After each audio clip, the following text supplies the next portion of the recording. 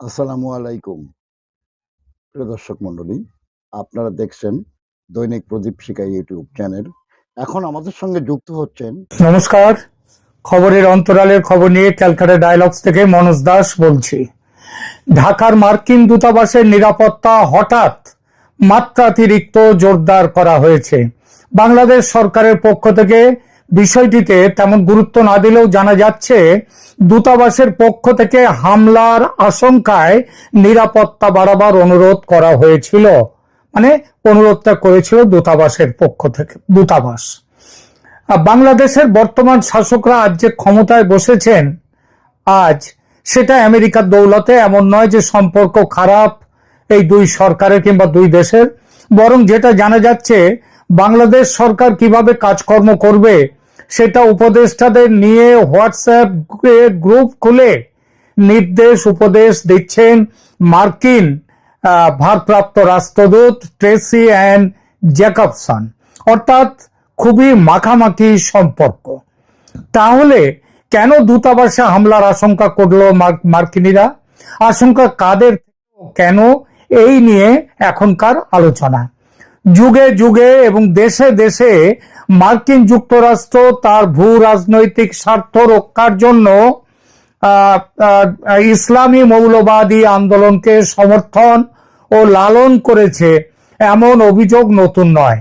এই অভিযোগের পেছনে সুনির্দিষ্ট প্রমাণিত ঐতিহাসিক তথ্য রয়েছে, যা দেখায় কিভাবে স্নায়ুযুদ্ধ এবং তার পরবর্তী যুগে মার্কিন যুক্তরাষ্ট্র কৌশলগতভাবে ইসলামী গোষ্ঠীগুলোকে ব্যবহার করেছে ধর্মনিরপেক্ষ জাতীয়তাবাদী আন্দোলন এবং সাম্যবাদী প্রভাবকে প্রতিহত করার জন্যে।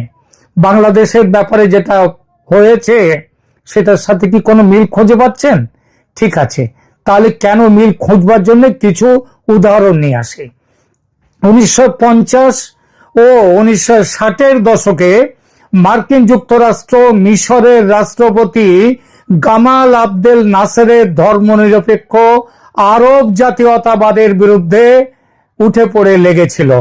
আমেরিকার নেতারা মনে করতেন নাসের কমিউনিজমের ট্রোজান হর্স হতে পারেন এবং সোভিয়েত প্রভাব মধ্যপ্রাচ্যে বিস্তৃত করতে সহায়তা করতে পারেন আব্দুল নাসের। এটা আটকাতে আমেরিকার জঙ্গি সংগঠন মুসলিম ব্রাদারহুডকে ব্যবহার করেছিল। যদিও মার্কিন যুক্তরাষ্ট্র সরাসরি ব্রাদারহুডকে অস্ত্র দেয়নি, অস্ত্রটা পাঠিয়েছিল সৌদি আরবের মতো সহযোগী ইসলামী রাষ্ট্রগুলোর সাথে জোট সাজস করে তাদের বিরুদ্ধে পাঠিয়েছিল অস্ত্র তাদের কাছে। 1954 সালে নাসের বলেছিলেন একটা কথা, যেটা নাসেরের বিরুদ্ধে সমস্ত মুসলিম বিশ্বকেও একত্র করতে আমেরিকার খুব সুবিধা হয়েছিল। নাসের বলেছিলেন, আমি এখনো দেখতে পাচ্ছি না, 1954 সালে, খেয়াল করবেন, নাসের বলেছিলেন, আমি এখনো দেখতে পাচ্ছি না কিভাবে কুরআন অনুযায়ী শাসন করা সম্ভব হবে। কুরআন একটি জীবনযাত্রা সম্পর্কিত সাধারণ পাঠ্য, ব্যাখ্যা সাপেক্ষ, এবং সেই কারণে আমি মনে করি না যে এটা নীতি বা রাজনৈতিক মতবাদের উৎস হিসেবে উপযুক্ত হতে পারে। আফগান মুজাহিদদের সাথে 1980-র দশকে আমেরিকার অংশীদারিত্ব কোনো ব্যতিক্রম ছিল না, বরং দীর্ঘমেয়াদী একটি কৌশলের অঙ্গ ছিল। ইরানে 1953 সালের অভ্যুত্থান, তার কথাটা ভাবুন। 1953 সালে মার্কিন যুক্তরাষ্ট্র এবং ব্রিটেন অপারেশন অ্যাজাক্স নামে একটি গোপন অভিযানে ইরানের গণতান্ত্রিকভাবে নির্বাচিত প্রধানমন্ত্রী মোহাম্মদ মোসাদ্দেককে ক্ষমতাচ্যুত করে। Mossadegh Anglo Iranian oil company জাতীয়করণ করতে চেয়েছিল, ফলে তাদের হাতে ঘা লেগেছিল আমেরিকা ইংল্যান্ডের, এবং মোসাদ্দেকের ধর্মনিরপেক্ষ সমাজতান্ত্রিক নীতি আমেরিকা মনে করেছিল সোভিয়েত ইউনিয়নের প্রতি সহানুভূতিশীল। সুতরাং তাকে কিভাবে ধ্বংস করা যায় সেই চেষ্টায় নেমে গিয়েছিল। পরবর্তীকালে সিআইএ প্রকাশ্যে স্বীকার করেছে যে ইরানে মোসাদ্দেকের বিরুদ্ধে অভ্যুত্থানটি ছিল সিআইএ নির্দেশিত মার্কিন পররাষ্ট্র নীতির একটি কাজ, যা সরকারের সর্বোচ্চ পর্যায়ে পরিকল্পিত এবং অনুমোদিত হয়েছিল।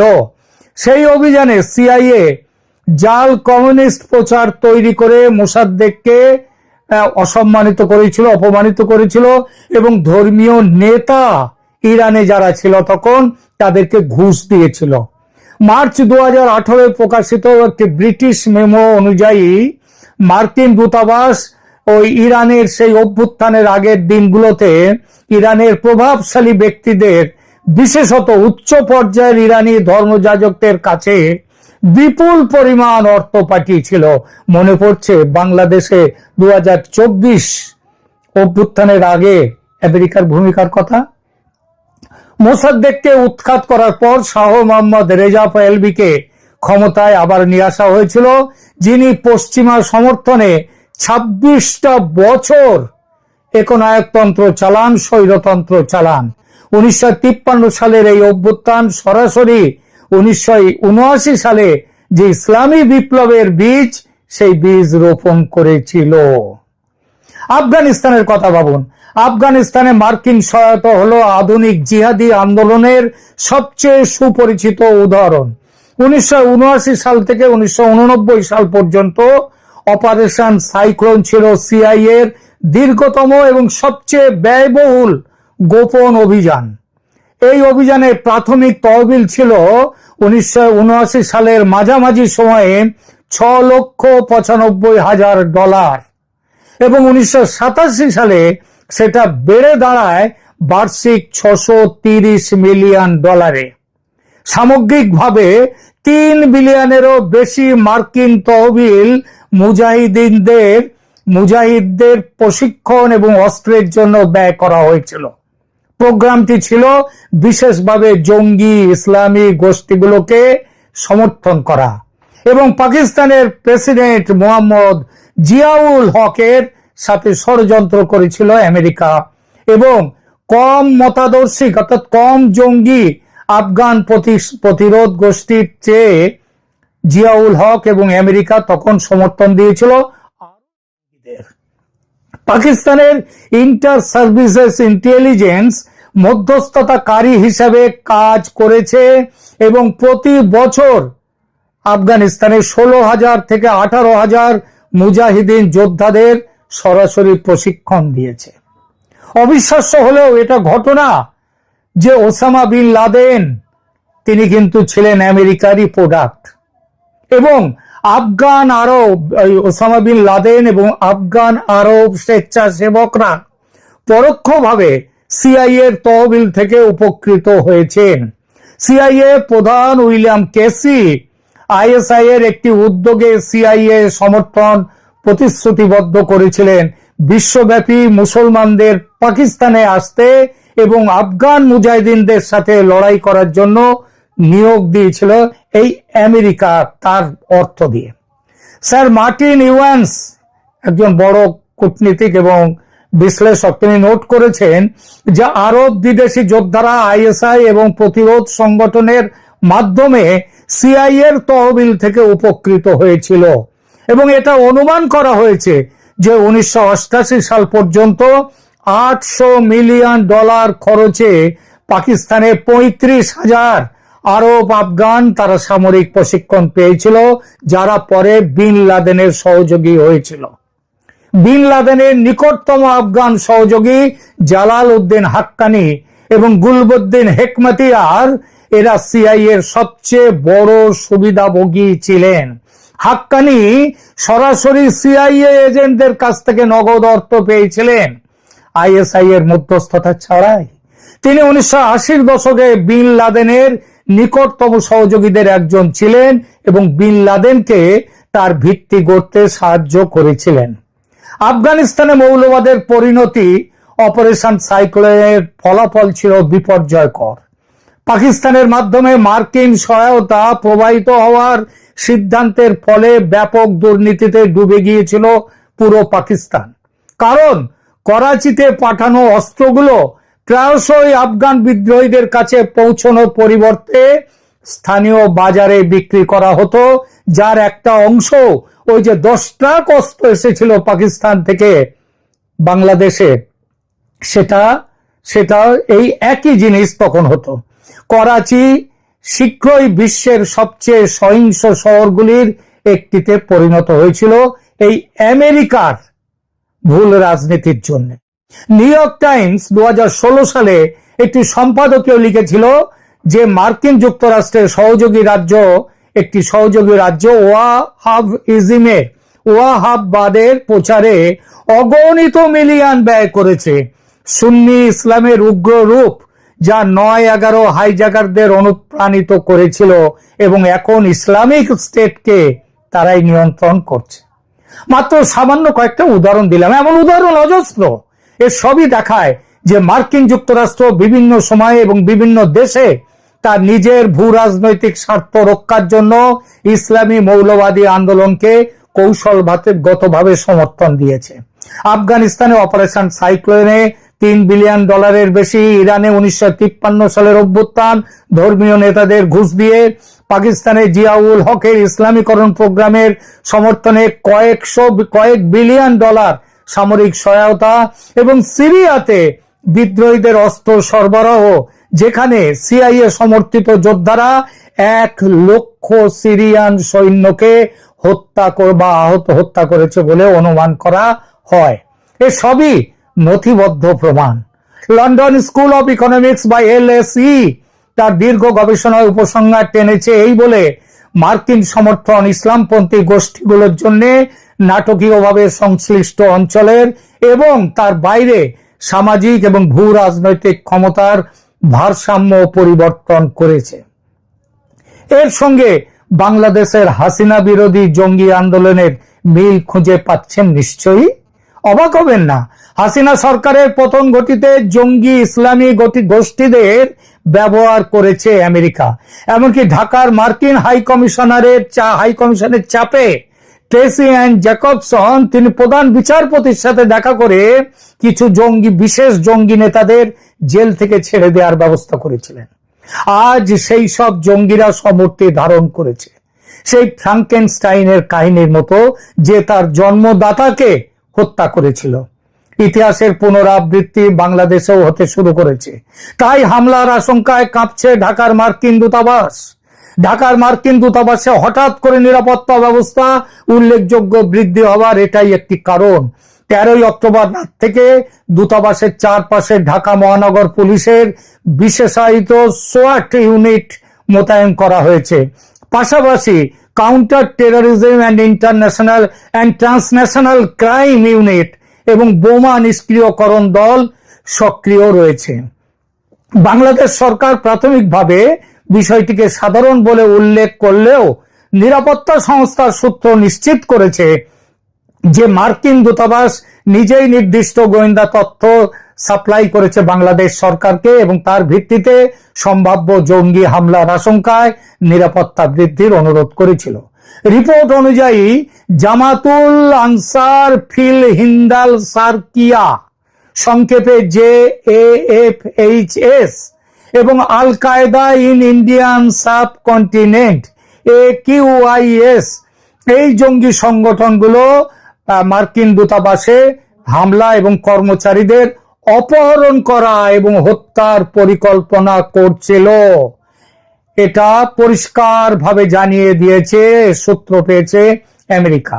সূত্র জানায় দূতাবাসের কর্তৃপক্ষ তাদের নিজস্ব তদন্তের মাধ্যমে 3 জন বাংলাদেশি নাগরিককে চিহ্নিত করেছে যারা সম্ভাব্য হামলা সংগঠিত করতে পারে এবং তাদের নাম, ঠিকানা ও ছবি ঢাকা মহানগর পুলিশকে দান দিয়েছে।